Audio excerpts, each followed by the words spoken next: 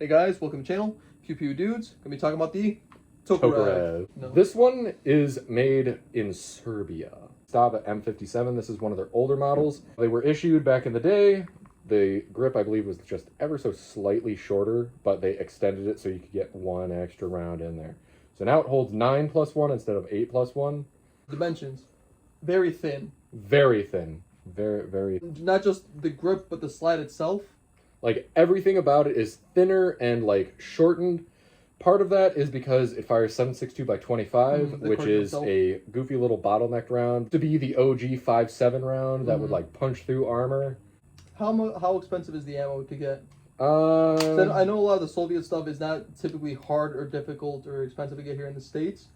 But I just ballparking, how much is the ammo now? There's a there. You can sometimes still find some surplus.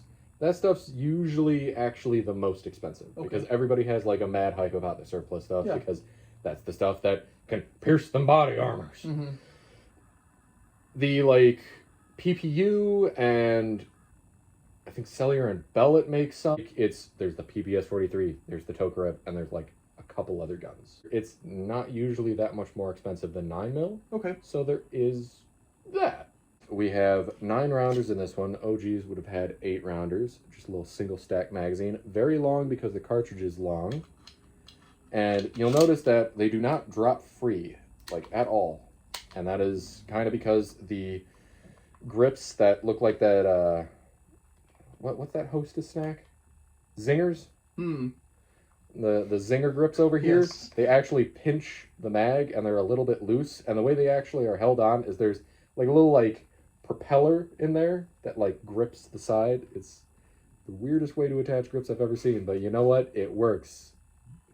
And that's all that matters. The grip angle is very straight, like this really good semi-auto.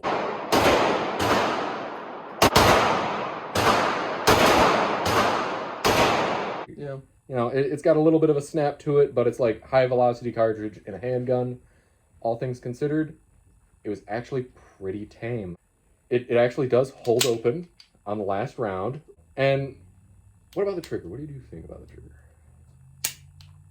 I'm saying for single action standards, I'm not gonna say it's an incredible trigger. The trigger face itself is pretty thin, and I'm going based on like if I'm going like if I was a target shooter, for those standards it's not great.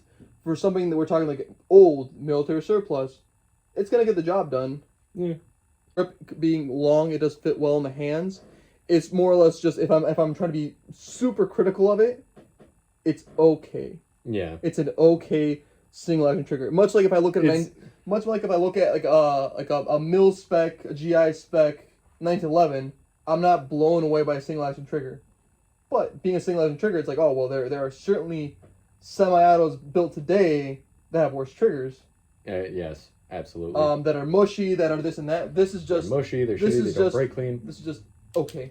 It's just stop. It gets job done. Yeah. Sights. I think that this is like really tall, and I would think that this would be like conducive to getting bent or something. Getting snagged on something. The front sight is really low. How much did you spend on the pistol? I forgot to ask. Whopping $300. Wow. What site did you find it on, or did you find it on? I actually found it at our local gun shop. Wow. One of the guys who worked there, just for some reason, was like, "I don't want to have this anymore," and I can't, for the life of me, figure out why. Like, I think because throughout past year, ammo's been hard to get. True.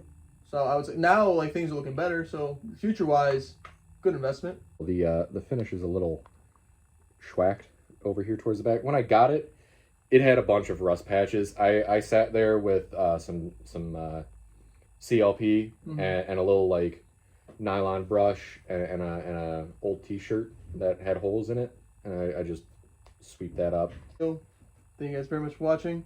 Have a nice day. We're picking up some penetrative ammo and we're doing some tests. I actually already got some. Oh, all right.